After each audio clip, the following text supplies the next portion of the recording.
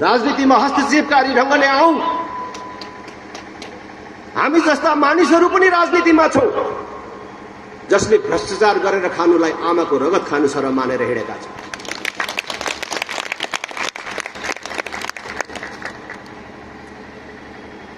देशले हामी सबैको एकता र समर्पण खोजिराखेको छ। म तपाईहरुलाई विश्वास दिलाउन चाहन्छु, राष्ट्रिय प्रजातन्त्र पार्टीले र राष्ट्रिय प्रजातन्त्र पार्टीको यो नेतृत्वले तपाईको विश्वासमा कहिले कुनै क्षण पनि कुठाराघात गर्दैन। धेरै मानिसहरूलाई भ्रम छ, हामीले राजाको कुरा गर्दाखेरि, हिन्दू राष्ट्रको कुरा गर्दाखेरि यो पश्चगमनकारी प्रतिगमनकारी कुरा हो भन्ने मानिसहरू छन्। हेर्नुहोस्, 2032 सालसम्म हाम्रै छिमेकमा सिक्किम भन्ने देश थियो। आज पनि सिक्किमको भूगोल जहाँको त्यही छ, त्यहाँको माटो कसैले बोकेर कहीँ लगेको छैन। नाम पनि त्यही छ, तर सिक्किम भन्ने देश छैन।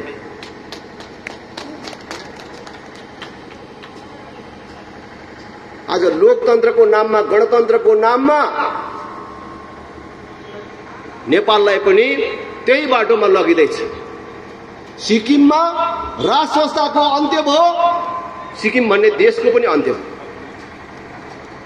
त्यही खतरा देखेर हामीले नेपालमा राज संस्था चाहिन्छ भनेर भनेको। आज हिन्दू राष्ट्रको कुरा गर्दाखेरि म जन्मले लिम्बूको छोरा, किरात धर्ममा विश्वास राख्छु, मेरो धर्मको महलमा किरात धर्म लेख्छु, तर म हिन्दू राष्ट्र हुनुपर्छ भनेर हिँडेको छु। मेरो के स्वार्थ होला? 62-63 को राजनीतिक परिवर्तनपछि जब रातारात देशलाई धर्मनिरपेक्ष बनाइयो, त्यस्तो बेला एउटा लिम्बूको छोराले देशलाई धर्मनिरपेक्ष बनाउनु हुँदैन, देश हिन्दू राष्ट्र हुनुपर्छ भन्नु पछाडि के स्वार्थ थियो होला? के रुपैयाँ पैसाले काम गरेको थियो होला? के राजनीति सप्रिन्छ भन्ने कुराले काम गरेको थियो होला? भोट जितिन्छ भन्ने कुराले काम गरेको थियो होला? जुन बेला हिन्दू राष्ट्रको हि मात्रै उच्चारण गर्दाखेरि जिब्रो थुदिन सक्ने अवस्था।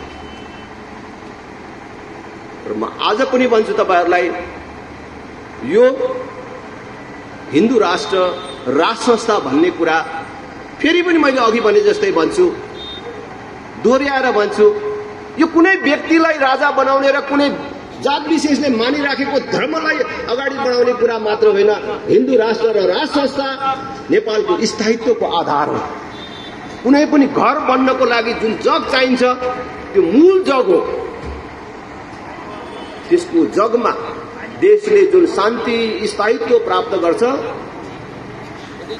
त्योबाट नेपाल अगाडि बढ्न सक्छ भन्ने हाम्रो मान्यता हो। र त्यो आज झन झन टटकार रूपमा देखिँदै गएको छ र त्यो सत्य साबित हुँदै गएको छ।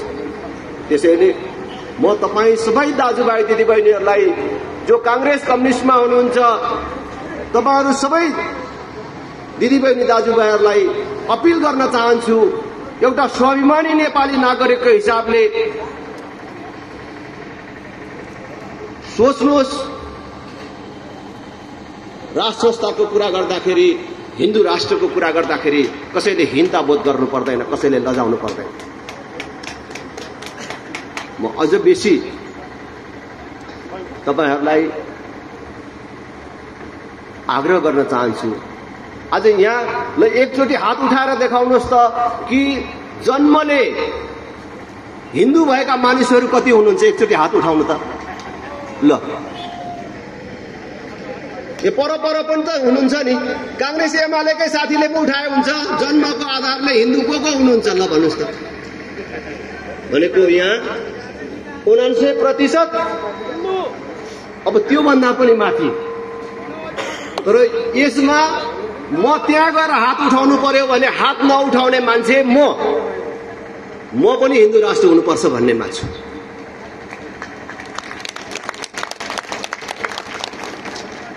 लोकतन्त्रमा बहुमतको विचार, बहुमतको आस्थालाई मार्न पाइन्छ। लोकतन्त्रको कुरा गर्ने, त्यो भन्दा माथि गणतन्त्रको कुरा गर्ने, तर बहुमत जनताको आस्था र पहिचानलाई समाप्त गर्ने काम गर्नुहुन्छ। म तपाईहरुलाई आग्रह गर्न चाहन्छु, अहिले मैले देशभरिबाट साथीहरूको प्रतिक्रिया पाइराखेको छु र अरू बेला म पार्टीको अध्यक्ष नभएर पनि देशभरि घुम्दाखेरि कांग्रेस, एमाले, माओवादी समेतका कार्यकर्ता साथीहरूबाट मैले सुन्न पाएको छु, बुद्धिजीवीहरूबाट सुन्न पाएको छु, प्राध्यापक हुँ, बुद्धिजीवी हुँ भन्नेहरूको कुराहरू सुन्न पाएको छु। वास्तवमा देशलाई धर्मनिरपेक्ष बनाएर नेताहरूले गल्ती गरे, यो चाहिँ गल्ती नै भयो, हाम्रो पार्टीले गल्ती गर्यो भनेर भन्ने थुप्रै साथीहरू भेटेको छु र त्यो कुराहरू सुनेको छु। र कतिले त झोकिएर भन्नुहुन्छ, गिरिजाप्रसाद कोइराला, माधव कुमार नेपाल प्रचण्डले खत्तम गर्यो, कसैले नमागेको यो चीज, यो धर्मनिरपेक्ष ल्याएर कहाँबाट घुसाएर खत्तम गर्यो। त्यसबेला जुन मस्यौदा प्रस्तुत गरेको थियो त्यहाँ पनि लेखेको थिएन, खालि निर्णय आउँदा मात्रै यो घुसाएर ल्याए भनेर आक्रोश व्यक्त गर्ने साथीहरू पनि मैले भेटेको छु, त्यस्तो मान्छेहरू पनि भेटेको छु। मैले पनि आलोचनाको लागि मात्रै भाषण गर्नु पर्यो भने भन्छु कि यो देशमा 3टा बाहुनको छोराहरूले पहिलोचोटि यस्तो शक्ति प्राप्त गरे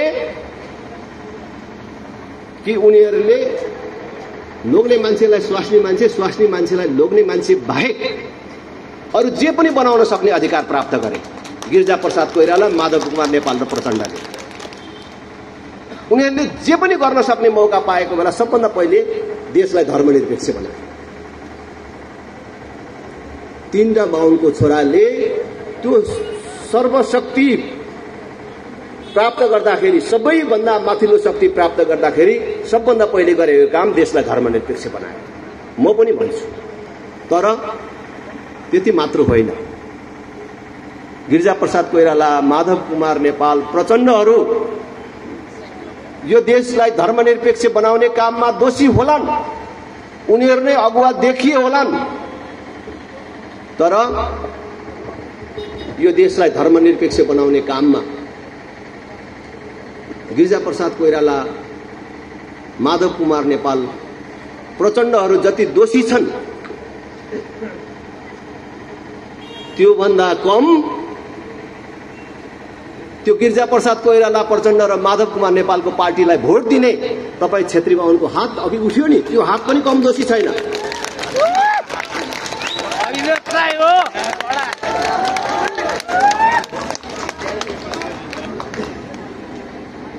तपाईले भोट नदिएको भए त्यो 2टा संविधान सभाको चुनावमा कांग्रेस, एमाले, माओवादीहरू त्यहाँ संविधान सभामा त्यो प्रचण्ड बहुमतका साथ त्यहाँ नपुगेको भए त्यो धर्मनिरपेक्षताको संविधानलाई कसले अनुमोदन गर्थ्यो? त्यसकारण अघि हात उठाउने सबै साथीहरूलाई भन्छु, तपाईँ जन्मले हिन्दू, कर्मले हिन्दू भएका साथीहरूलाई, कर्मकाण्डमा विश्वास राख्नेहरूलाई बेसी भन्न चाहन्छु, तपाईँ धर्म मान्नुहुन्न, विश्वास गर्नुहुन्न भने मेरो भन्नु केही छैन, तर जसले कर्मकाण्डमा विश्वास राख्नुहुन्छ, हिन्दू धर्ममा विश्वास राख्नुहुन्छ, मैले वर्षमा एकचोटि मेरो पितृलाई सम्झेर मैले चढाएको चीज मेरो दिवंगत पितृहरूले प्राप्त गर्नुहुन्छ भनेर वर्षको एकचोटि अनुष्ठान गर्नुहुन्छ, आफ्नो पितृलाई सम्झनुहुन्छ भने तपाईहरुलाई स्मरण गराउन चाहन्छु। जसले गएका चुनावहरूमा र खास गरी 2टा संविधान सभाको निर्वाचनमा कांग्रेस, एमाले, माओवादीलाई अथवा धर्मनिरपेक्षताको पक्षपातीलाई भोट दिनु भएको छ, तपाईले चढाएको चीज तपाईको पितृले पाउनु भएको छैन। तपाईँ पण्डित हुनुहुन्छ भने तपाईले पढेको चिज पनि त्यो पूरा भएको छैन, त्यो अनुष्ठानहरू कुनै पनि पूर्ण भएको छैन।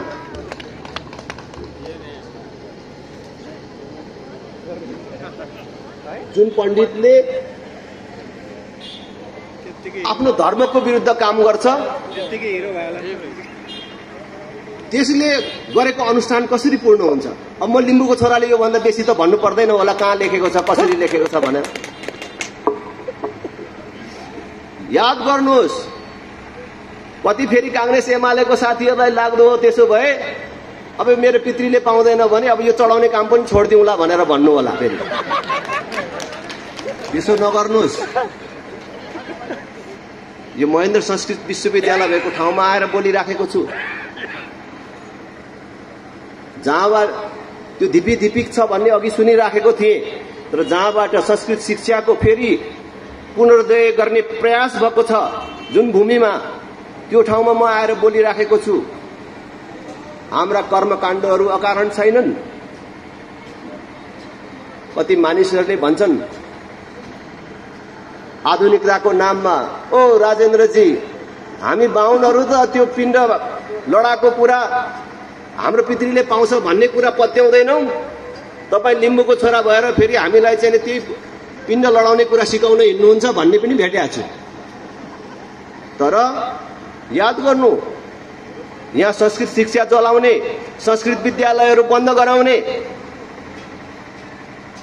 अनि अंग्रेजी शिक्षामा जोड दिने साथीहरूलाई भन्छु कि संस्कृत शिक्षामा नै लेखिएका हाम्रा ग्रन्थहरू, हाम्रा शास्त्रहरू कति वैभवशाली थिएछन् भन्ने कुरा आज देखिँदैछ। म लिम्बूको छोराले मैले संस्कृत किन पढ्न पाइनँ होला? मैले ती ठुल्ठुला किताबका ठेलीहरू, हाम्रो शास्त्रहरू सर्र पढ्ने बुझ्ने किन भइन होला मलाई लाग्छ। तपाईँ भन्नुहोस् त, त्यो राइट ब्रदर्स भन्ने हवाई जहाजको आविष्कार गर्ने राइट ब्रदर्स भन्ने कहिले जन्मेको हो? हाम्रो शास्त्रमा पुष्पक विमान उडेको कहिले हो? कम्युनिस्टहरूले त्यो साम्यवाद भन्ने, संसारलाई एउटै राष्ट्र बनाउने परिकल्पना गर्ने मार्क्सवाद अथवा मार्क्स एंगेल्स कहिले जन्मे भन्ने कुरा त थाहा पाउनु भएको होला, याद राख्नु भएको होला। कहिले जन्मेको हो मार्क्स एंगेल्सहरू? कहिले हो? कम्युनिस्ट घोषणा पत्र जारी भएको कहिले हो? 1848 मा होइन। तर हाम्रो शास्त्रले वसुधैव कुटुम्बकम भने संसार एउटै परिवार देख्न थालेको कति हजार वर्ष भयो? कसलाई थाहा छ यो मिति तिथि? त्यही होइन साम्यवाद भनेको? संसारलाई समान देख्ने, सर्वे भवन्तु सुखिनः सर्वे सन्तु निरामय सर्वे भद्राणि पश्यन्तु मा कश्चित् दुःख भाव भवेत् भनेर। यी लिम्बूको छोराले मैले संस्कृत धेरै पढेको भए मैले यो पुरै पल्टिन्थ्यो होइन त, जिब्रो यो अड्किन्छ। कहिलेदेखि भन्न थालेको? सर्वे भवन्तु सुखिनः सर्वे सन्तु निरामय, सबै सुखी हुन्, सबै निरोगी हुन्। ल, कहाँ बाहुन मात्रै सुखी होस्, बाहुन मात्रै निरोगी होस्, अथवा नेपाली मात्रै सुखी होस्, नेपाली मात्रै निरोगी होस् भनेर भने हाम्रो शास्त्रले कहिलेदेखि भन्नु थाल्यो? त्यो चिज जलाएर अगाडि बढ्नुपर्छ भन्ने कुरा हामीले सिक्यौं र विदेशीहरूले चाहिँ यो कुरा पढेर संसारलाई एउटा राष्ट्र बनाउन सकिन्छ, सबै मान्छेहरूलाई समान बनाउन सकिन्छ भनेर कल्पना गरेर अरूले साम्यवाद भन्ने, अर्काले आकाशमा मान्छे बोकेर उड्ने चिज पनि बनाउन सकिने रहेछ भन्ने कुरा हाम्रो शास्त्र पढेर सिकेर उनीहरूले आविष्कार गर्ने अनि उनीहरूलाई हामीले वैज्ञानिक मान्ने। योबाट हामी फर्किनु पर्यो। वर्षमा एकचोटि हामीले श्रद्धापूर्वक हाम्रो पितृहरूलाई सानो चिज पठाएर वर्षभरिलाई खान पुग्ने, वर्षभरिलाई तृप्त हुने व्यवस्था हाम्रो शास्त्रमा कहिलेदेखि सुरु भयो?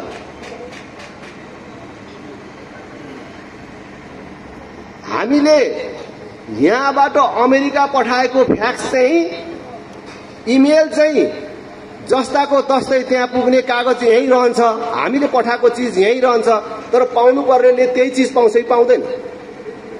हामीले फ्याक्स पठाउँदाखेरि तपाईको छोराछोरी अमेरिका छ कहीँ छ भने इमेल अथवा फ्याक्स गरेर पठाउनुहुन्छ नि कुनै डकुमेन्ट, मेरो त बाबा यस्तो छुटेछ पठाइदिनु पर्यो हजुर भन्दाखेरि पठाउनुहुन्छ, तर त्यो कागज त यहीँ रहन्छ, तर उहाँ पाउनु पर्नेले त्यही चिज पाउँछ कि पाउँदैन? त्यही चिज हो पिण्ड भन्ने चिज। श्रद्धापूर्वक गर्यो भने दिवंगत पितृहरूले पाउँछन्। तर त्यही चिज हेरेर पश्चिमाहरूले फ्याक्स इमेल इन्टरनेटको आविष्कार गरे। अब हामी चाहिँ यहाँ पुरातन संस्कृति भनेर चाहिँ नै भन्छौँ, यो रूढिवादी कुरा भनेर भन्छौँ।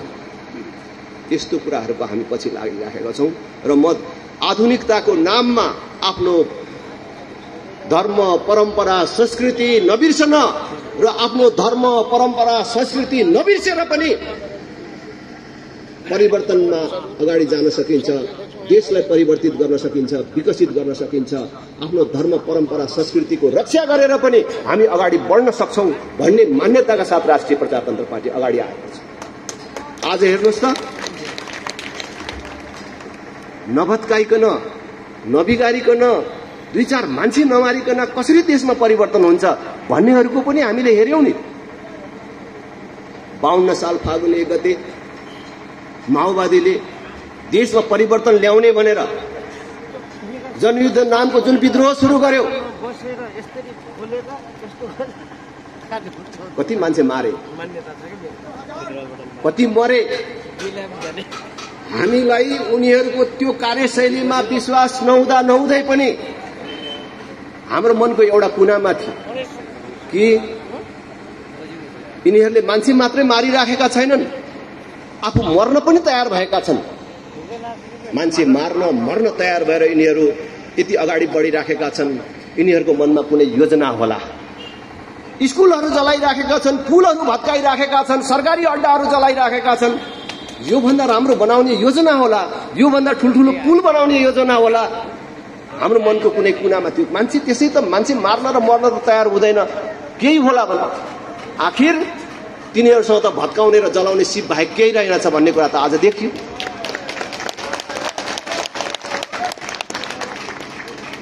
हामी भएका पुराना राम्रा कुराहरूको संरक्षण गरेर नभत्काइकन पनि नयाँ चीज बनाउन सकिन्छ भन्ने विचारका साथ राजनीतिमा आएका छन्। आज तिनीहरूले त भत्काए, तर बनाउने चिजै केही कल्पनै गरेको रहेनछ। आफू बनिने बाहेक अर्को केही कुरा पनि रहेनछ। आफूसँगै युद्धमा लडेका शरीरभरि गोलीको छर्रा बोकेका मान्छेहरूलाई समेत बनाउने योजना रहेनछ। आफू र आफ्नो परिवार बनाउने योजना बाहेक केही पनि रहेनछ भन्ने कुरा देखिन्छ। अब देशमा यही व्यवस्था र यही चलिराखेको नेतृत्वबाट परिवर्तन सम्भव छैन।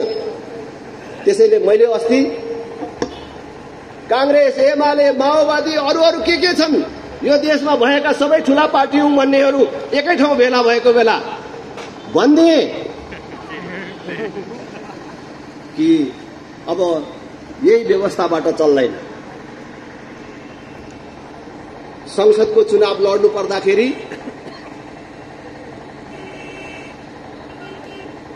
हामी जस्तो केही मानिसहरू झुक्किएर आएका छौं, त्यो बेग्लै कुरा हो। भोलिको चुनावमा पनि कोही 2-4 मान्छेहरू झुक्किएर आउलान्, तर चुनाव कति महँगो छ तपाईहरुलाई थाहा छ।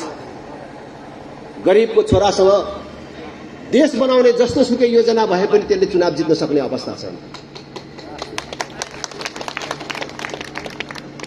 करोडौं खर्च गर्नुपर्ने, करोड होइन करोडौं खर्च गर्नुपर्ने, करोडौं खर्च गरेपछि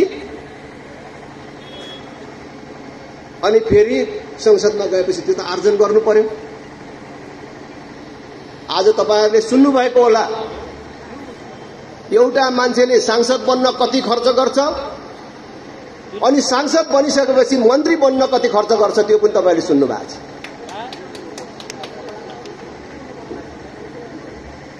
किनेर सांसद हुनुपर्ने, किनेर मन्त्री हुनुपर्ने, अनि त्यसले मन्त्री पाएपछि देश नलुटेर के गर्छ भन्नुहोस् त। त्यसकारण अहिलेको व्यवस्थामै सुधार गर्नु पर्यो हामीले। अब सबभन्दा माथि राष्ट्र प्रमुखको रूपमा राष्ट्र संस्था हुनु पर्यो। जनताले सोझै निर्वाचित गर्ने कार्यकारिणी प्रधानमन्त्री हुनु पर्यो।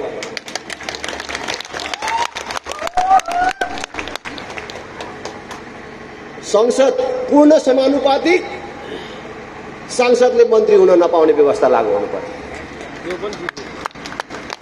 देशले दिने सेवा सुविधा जातको आधारमा होइन, गरिबले पाउने हुनु पर्यो। संवैधानिक अङ्गहरूमा नियुक्ति योग्यता क्षमताको आधारमा हुनु पर्यो। यो नयाँ ढङ्गबाट हामी अगाडि जानुपर्छ। हाम्रो विगतको यो समानुपातिक भन्ने प्रणालीले केही विकृतिहरू जन्माएको छ। नेताहरूले पैसा लिएर गोजीबाट सांसद बनाइदिने व्यवस्थाले गर्दाखेरि त्यो झन् ठुलो फेरि विकृति आउँछ कि भन्ने, यो पूर्ण समानुपातिक गर्दा भन्ने छ। तर त्यो निश्चित योग्यता भएका मानिसहरूले मात्रै, र त्यो पनि ऐन कानून निर्माण गर्ने काममा मात्रै उनीहरूलाई प्रयोग गर्ने गरी पठाउने व्यवस्था भएपछि र देशलाई पूर्णै सिंगै एउटा निर्वाचन क्षेत्र बनाउने भएपछि ल कसलाई किन्छ, कसलाई किन्ने, त्यो व्यवस्था हामीले चाहिँ ल्याउन र लागू गर्नुपर्छ र त्यो बाटोबाट अब जानुपर्छ। राष्ट्रिय प्रजातन्त्र पार्टीले निकट भविष्यमै अब यसलाई आफ्नो कार्यक्रमको रूपमा ल्याउँछ। आज हेर्नुहोस्, यत्रो वर्ष भयो कांग्रेस एमालेहरू सत्तामा भएको। तपाईले देशको कुनै एउटा ठाउँमा कहीँ 5000 मान्छेहरूले काम गर्ने एउटा उद्योग धन्दा स्थापना गरेको देख्नु भएको छ? भएका उद्योग धन्दाहरू बन्द भए। त्यहाँ रहेका कल कारखानाहरू निजीकरणको नाममा बेचेर खाने काम भयो। केही मान्छेहरू मोटाउने काम भयो, केही मान्छेहरूलाई पोस्ने काम भयो। तर रोजगारी अभिवृद्धिका लागि कुनै त्यस्तो योजना र कार्यक्रमहरू आएको देख्नुहुन्छ? आज राज्य आफै भन्छ 55 लाख भन्दा बेसी युवकहरू वैदेशिक रोजगारीमा छन्। आज 18 वर्ष उमेर पूरा गरेको, 50 वर्ष ननागेको, डाक्टरले जाँच्दाखेरि शरीरमा कुनै पनि प्रकारको रोग नदेखिएको राम्रा मान्छेहरू, बलिया मान्छेहरू अरेबियनको नोकर हुन पठाउने, अनि यहाँ बाँकी रहेका मानिसहरूलाई शासन गर्ने योजना अकण्टक रूपमा लागू गरिराखेका छन्। यसबाट देशलाई मुक्त गर्नको लागि हाम्रो भाइ छोराहरूले देशभित्रै गरी खाने वातावरण निर्माण गर्नको लागि, एउटा समतामूलक समाज निर्माण गर्नको लागि हामीले अब यो कांग्रेस कम्युनिस्टको विकल्पमा एउटा राष्ट्रिय शक्ति केन्द्र निर्माण गर्नु अपरिहार्य र अनिवार्य भएको छ। त्यसैले म सबै दाजुभाइ दिदीबहिनीहरूलाई फेरि पनि आग्रह गर्न चाहन्छु, तपाईँ कांग्रेसमा होला, एमालेमा होला, माओवादीमा होला, कुनै कालखण्डमा यिनीहरूले नै राम्रो गर्छन्, यिनीहरू नै देशको परिवर्तनका सम्भावक हुन् भनेर तपाईँ लाग्नुभयो होला। तर आज तपाईँ हरेकको मनमा छ, मलाई लाग्छ कि जो कांग्रेस भएर, एमाले भएर, माओवादी भएर व्यक्तिगत लाभ उठाउनु भएको छैन, व्यक्तिगत लाभ लिनु भएको छैन, त्योदेखि बाहेकका हरेक मान्छेलाई लागेको छ कि अब कांग्रेसले ठिक काम गरिराखेको छैन, एमालेले ठिक काम गरिराखेको छैन, माओवादीले ठिक काम गरिराखेको छैन, अब यिनीहरूबाट हाम्रो जीवनकालमा परिवर्तन सम्भव छैन भन्ने लागिराखेको छ भने त्यस्तो साथीहरू आउनुहोस्, आफ्नो मन मारेर नबस्नुहोस्, देशका प्रति, धर्मका प्रति, जनताका प्रति अन्याय गर्ने काममा सहभागी नहुनुहोस्, राप्रपामा आउनुहोस्, जोडिनुहोस् भन्ने म आग्रह गर्न चाहन्छु। म त आज भन्न पाउने ठाउँमा छु। राष्ट्रिय प्रजातन्त्र पार्टीको अध्यक्षको हिसाबले भन्छु, मैले अघि पनि भने हामीबाट धोका हुँदैन। व्यक्तिगत रूपमा अझ मलाई भन्नुहुन्छ भने म त पटक पटक कालको मुखबाट फर्केर आएको मान्छे हो। माओवादीले आक्रमण गरेर अब योभन्दा बेसी थप्नु पर्दैन, अब बाँच्दैन, बाँच्यो भने पनि गरी खान सक्दैन भनेर फ्याँकेको मान्छे बाँचेर यहाँ आइपुगे। अस्ति कोरोना आयो,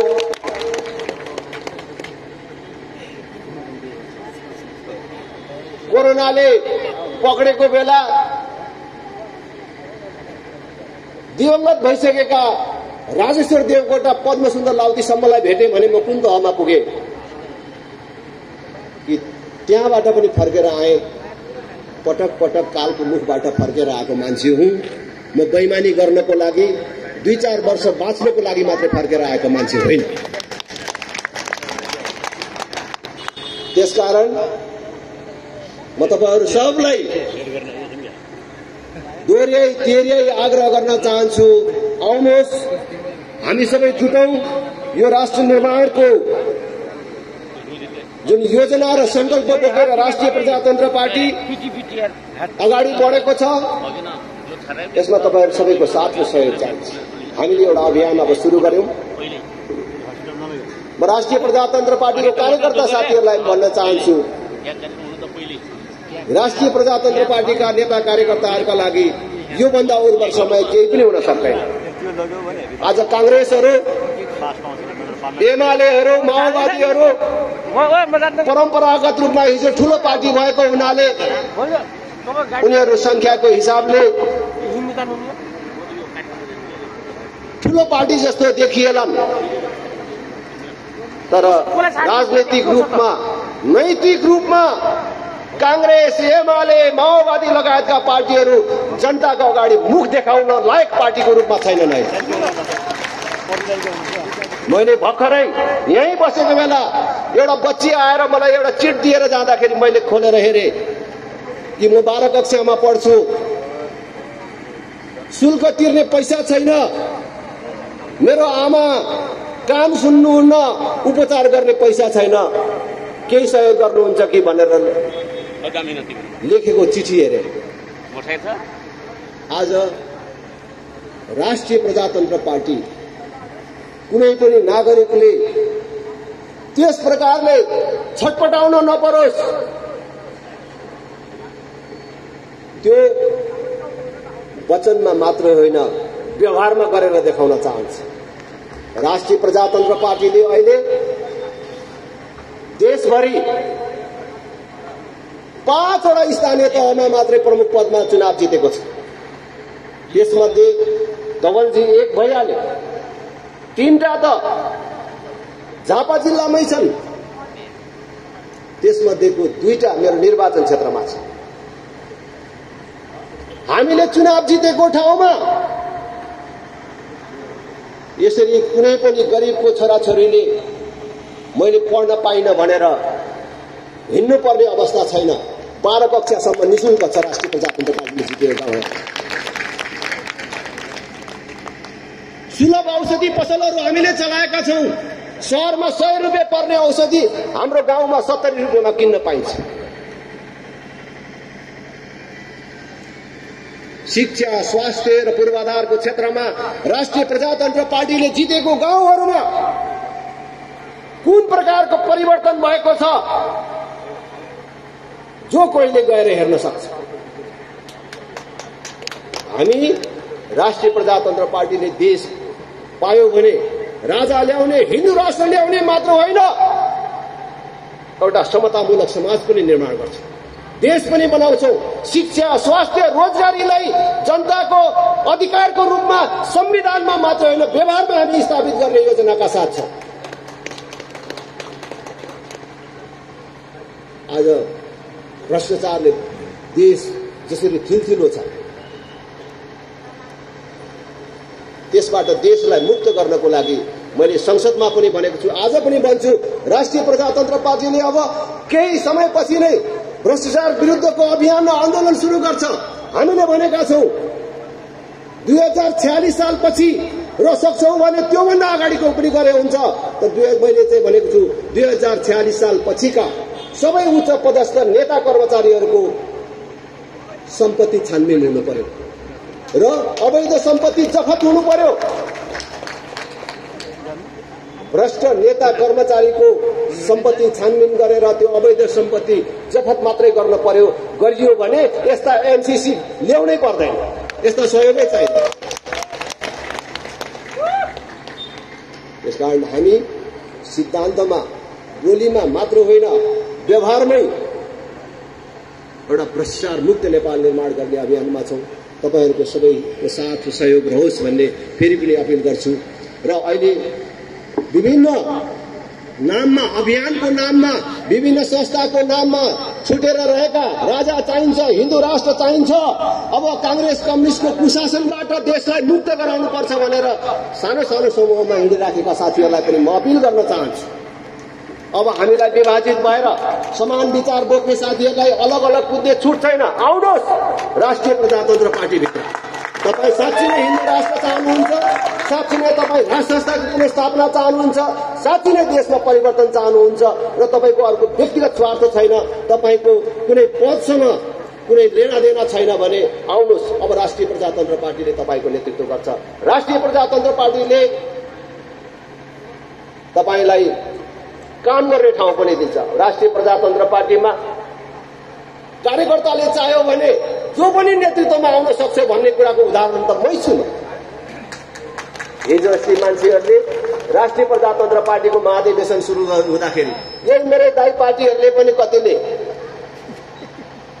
अब अध्यक्षमा म उठ्ने भनेर भन्दाखेरि अचम्म मान्थ्यो। आम्मा राजेन्द्रले अध्यक्ष ताकेको अहिले त्यो पनि कमल थापाको विरुद्ध गाँठे भन्ने थियो। कहाँ जित्छ भन्छ? कार्यकर्ताले चाहेपछि त जित्ने रहेछ त हैन। राष्ट्रिय प्रजातन्त्र पार्टीमा पूर्ण प्रजातन्त्र छ। त्यसकारण राष्ट्रिय प्रजातन्त्र पार्टी वचनमा मात्र होइन व्यवहारमा पनि प्रजातान्त्रिक छ भन्ने कुरा हामीले प्रमाणित गरिसकेको हुनाले एकचोटि जुटौं।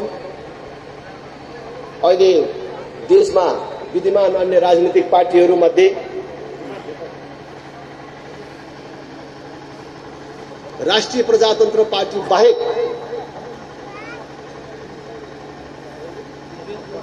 राष्ट्रिय शक्ति बन्ने अथवा कांग्रेस कम्युनिस्टको विकल्प बन्ने देशको राजनीतिको केन्द्र बन्ने अर्को पार्टी छैन।